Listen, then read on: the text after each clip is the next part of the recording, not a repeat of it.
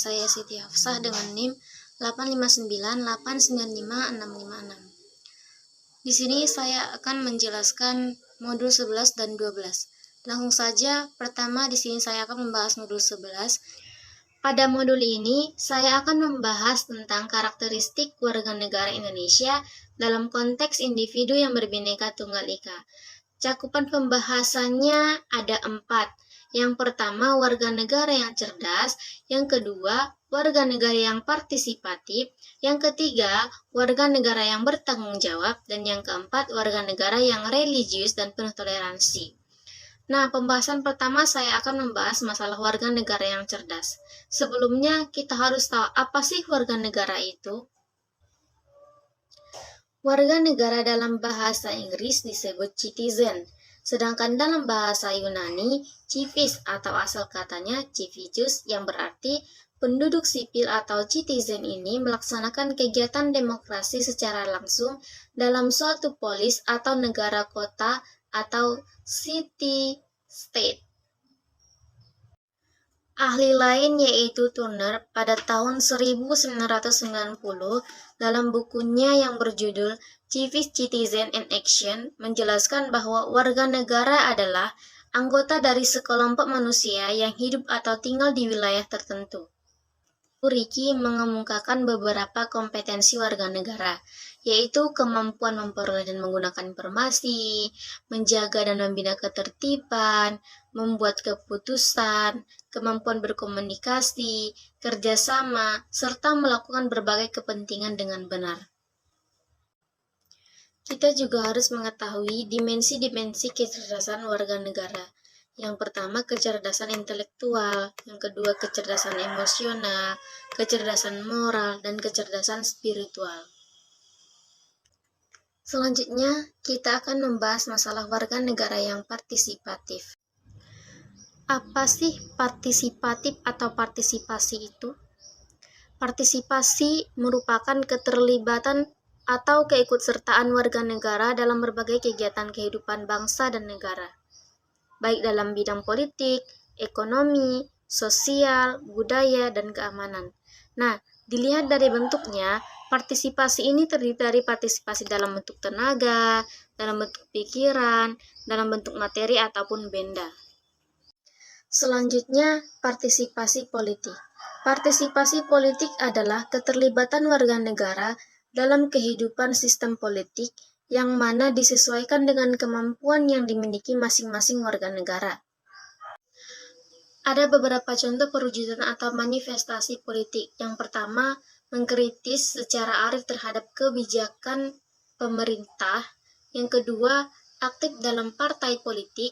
Yang ketiga, aktif dalam kegiatan lembaga swadaya masyarakat.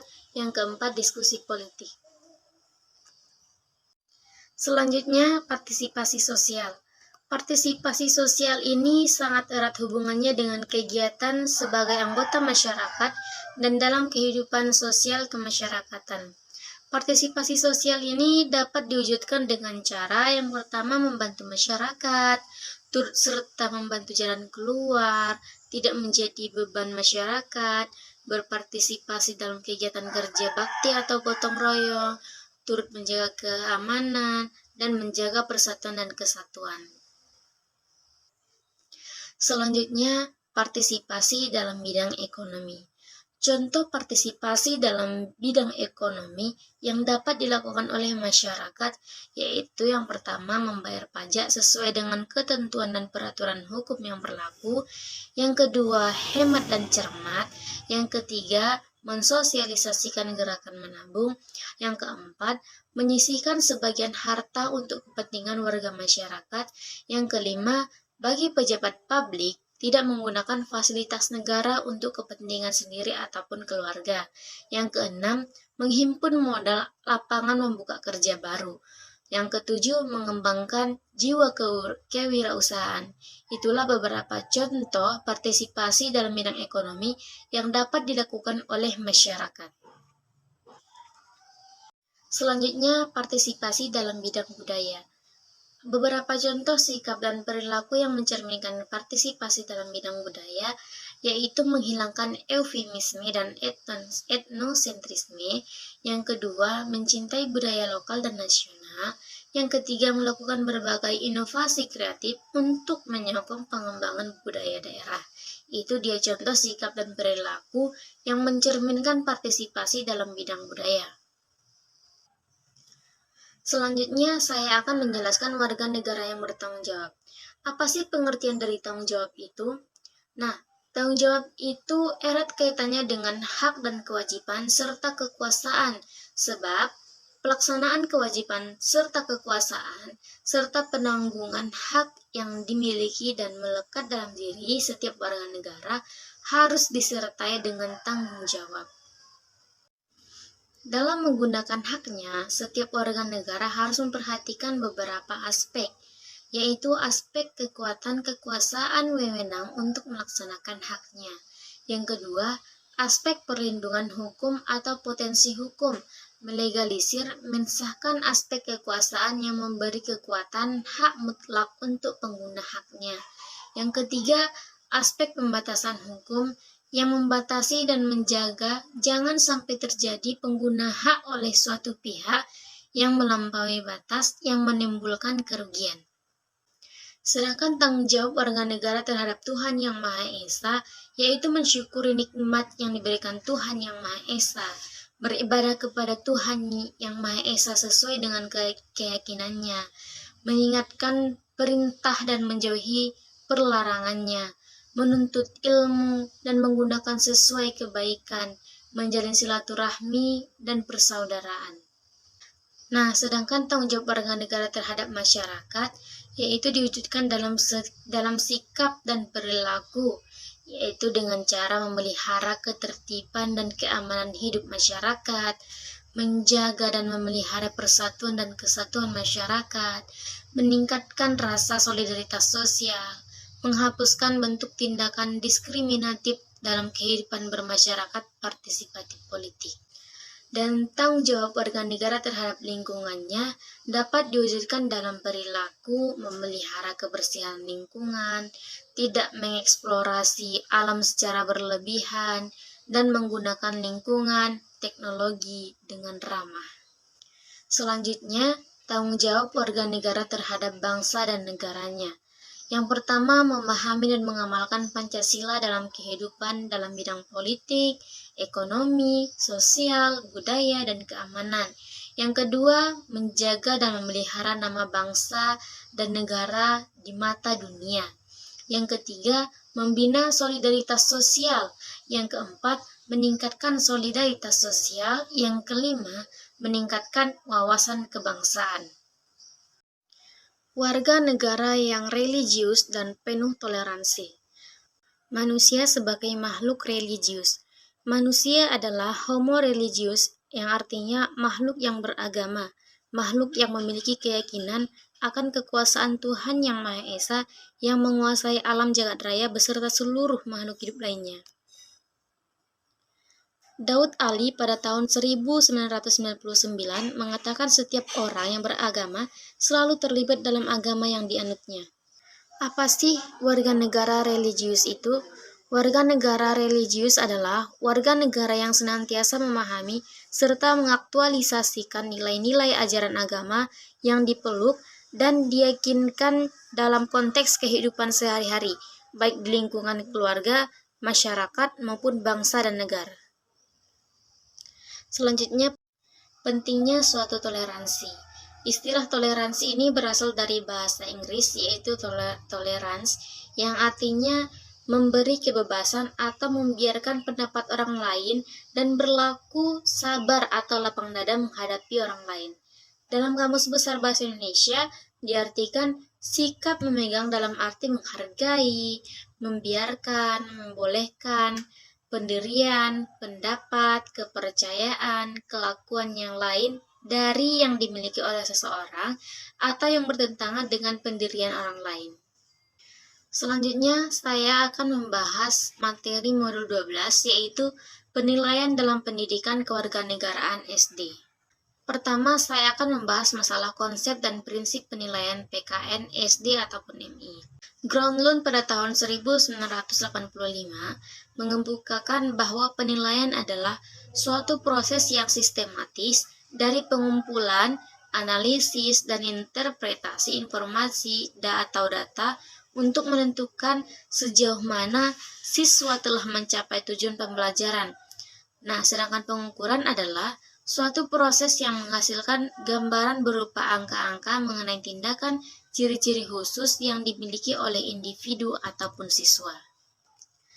Penilaian dalam mata pelajaran PKN lebih menekankan pada aspek afektif. Jerolimek pada tahun 1993 mengatakan bahwa dalam kaitannya dengan proses pembelajaran, penilaian yang dilakukan guru bertujuan untuk membantu mengklarifikasi tujuan pembelajaran atau aspek-aspek belajar yang penting bagi peserta didik.